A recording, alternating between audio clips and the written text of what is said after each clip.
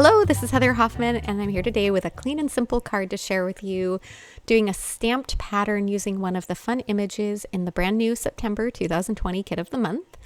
Any of these little images, you can kind of see I'm pointing a few of them out, but I ended up using that little, it kind of looks like a Scandinavian star to me. So I'm going to use my MISTI to make this easy and to line it up perfectly without any effort. I did start stamping this before doing the stars a little bit different angle, but I found I liked the points going straight up and down instead of 2 points kind of both aiming up. I felt like this gave a better pattern. So I'm going to stamp it with my deepest color of ink, and then I'm going to move it. I'm using the grid marks on the bottom of the MISTI as a guide and moving it over just 2 spaces each time. And I'm using trios of Pinkfresh Studio dye inks. The darkest color I used there was Berrylicious, and then I went to Passion Fruit and Coral Reef.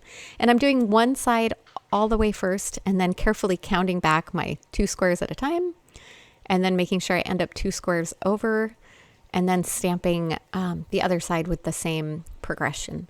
And you might notice on the lighter colors I'm stamping twice, just because I felt like I got better ink coverage and kind of a better impression. But you can see how these are just kind of layering up to make a fun pattern with the different colors of ink as well. All right, now that I've finished the red there, I'm going to leave that star actually exactly placed where I have it. I'm going to line that centered back up and then just flip it around to do the other side. And you might notice there, I didn't notice when I did it, I meant to have that centered, but I had it slightly off kilter. So as soon as I stamped that, I realized, oh, that was not the center where I thought it was. So no worries at all. I just pulled out a darker color of ink and changed out my plans a little bit. So that ended up being my mid shade of ink color. And then I stamped a darker one in the center and then built out from there. So it was a quick fix to that mistake without having to restamp and redo everything. So yay for coming up with a solution and being able to still use that. So the ink colors I'm using on this, unexpectedly, my darkest shade was Evergreen, and then I did Olive for the mid-grade, and Grassy Knoll is that lightest color on the side.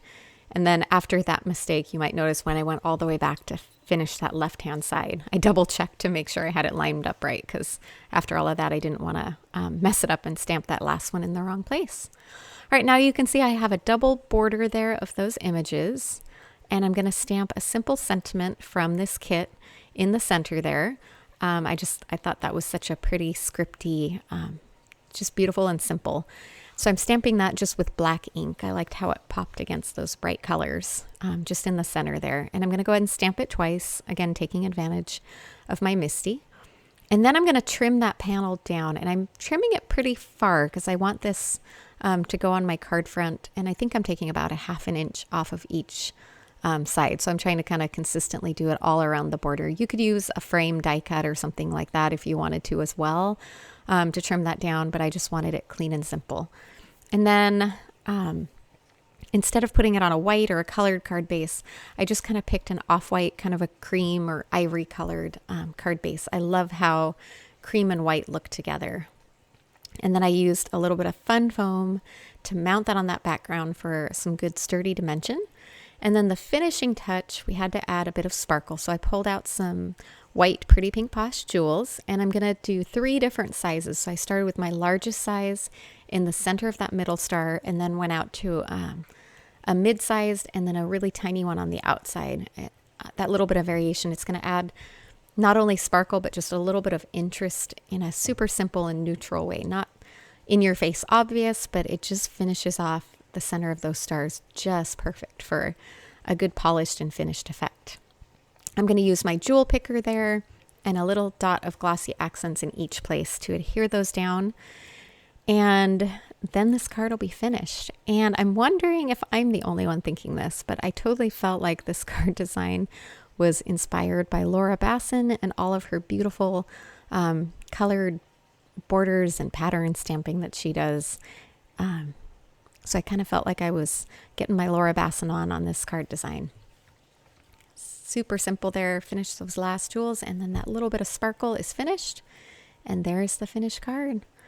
Thanks so much for coming by today. I hope you enjoyed and have a wonderful day.